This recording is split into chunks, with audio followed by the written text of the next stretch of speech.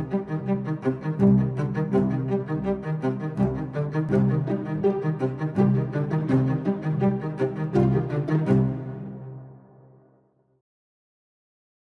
everyone, welcome to Formula Story. Today I'm going to be discussing the formula so as to crack 99 plus percentile in CAT. Now in this video I'll be discussing the following parameters which will help you all in getting that 99th percentile. The first one is the sectional strategies, the next one is how you need to time your daily schedule, and the third parameter is how do you need to give the mocks. So let's begin. Now when we come to the quant section, the best resources available are Arun Sharma, Quantum Cat by Sarvesh Verma, and Time Quant booklets. In my opinion, Arun Sharma is the best out of the three because the way they have explained the concept for each and every chapter is really good. Now it's up to you to choose one of these three books. My suggestion would be to pick one book and solve the in and out of it. For example, if you choose Arun Sharma, then you need to know all the formulas and concepts given in that book and just solve the LOD2 exercises. No need to solve the LOD1 and the LOD3 exercises. Now basically in the quant section you need to solve 34 questions in 1 hour. So like out of those 34 questions, 16 will be direct formula based, around 8 to 10 are medium level and around 8 to 10 are advanced level. Our approach shall be to find those 16 questions first and solve them all in like the first half an hour. Then your brain will be a bit relaxed that 16 questions are. Then move on to the medium ones and solve as many as possible, maintaining at least 90% accuracy. Only if a few minutes are left in the end, solve a few of those advanced level questions. Now if you follow this method, you will be attempting at least 24 to 26 questions, and if you maintain a really good accuracy, then bang, 99 percentile is for sure in the quant section. Always remember, you need to play smart and hence never let your ego pounce upon you. If a question is difficult, respect it and leave it. Now you might ask this question like, how do I categorize the questions into easy, medium and advanced spectrum? This is what mocks are for, and I'll be elaborating on the same in a while. Now the next section is the data interpretation and the logical reasoning section. This is the section which is generally the game changer. But as I said, we need to play smart, and the smart approach is to find the easy and the medium questions and solve them absolutely, and just neglect the difficult ones. Now if you ask me the best resource, then I would recommend this book by Nishit Sinha. But do remember that in the exam you won't be asked those basic circular arrangement questions. Those are just to build concepts. Now the questions that come in the exam requires high level reasoning skills which can be developed by solving questions of varied nature.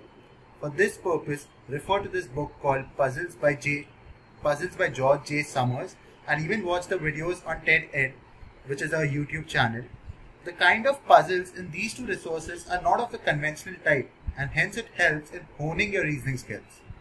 Now there will be 32 questions in this section, and there will be 4 sets on data interpretation and 4 sets on logical reasoning, each set having 4 questions.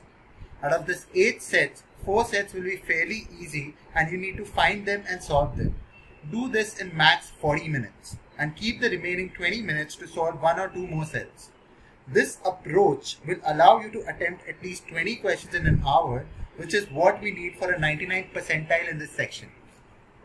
And always remember that you need to spend 2 minutes in reading a set and then decide whether to go for it or not.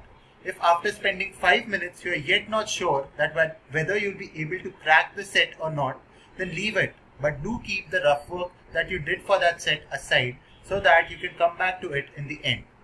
And yes, always be calm and composed when you solve this section and never let your ego creep in. Now next is the verbal section. This is a section which is majorly dominated by reading comprehension. I have made a video particularly for reading comprehension where I have explained the strategy to crack the reading comprehension, and the link of which can be found in the description box. Moreover, you can refer to these books on verbal by Nishit Sinha and the book by Arun Sharma. Both the books are pretty good. Now to improve your comprehension and to improve your general knowledge, you can read some of these editorials like The Hindu, Arts and Letters Daily, The Guardian, New York Times, etc. You can either download their app or you can like their Facebook pages. Now, if you haven't been an avid reader before, then don't just start reading novels, because a novel is based on a particular style of writing, and in CAT the passages are of different genres. Moreover, reading novels will consume a lot of time of yours if you aren't accustomed to reading novels since before. Now, coming to the verbal section, there will be 34 questions in this section, out of which 24 are based on reading comprehension. The reading comprehension passages will either have 6 questions or 3 questions. For 6 question passages, give 10 minutes, and for 3 question passages, give 5 minutes. The idea here is to finish the reading comprehension passages in a maximum of 45 minutes, and then the remaining 15 minutes we can spend on parajumbles, summary based questions and other miscellaneous questions. The books that I have suggested above are pretty good for the same. Now, all in all, you have to get 25 questions correct to get a 99 percentile in this section. And since the accuracy generally dips a bit in the verbal section, try and attempt at least 28 to 30 questions. Now, one common problem that people have is that they tend to get bored while reading a passage, which is say on philosophy or on literature. This is why I highly recommend to solve passages of different genres during your practice and try to fake your love for that passage. Convince your brain that I am reading something which interests me, and gradually the boredom will tend to vanish and you'll be able to comprehend. Now the next thing is timing your study schedule on a daily basis. Study at least 4 hours every day.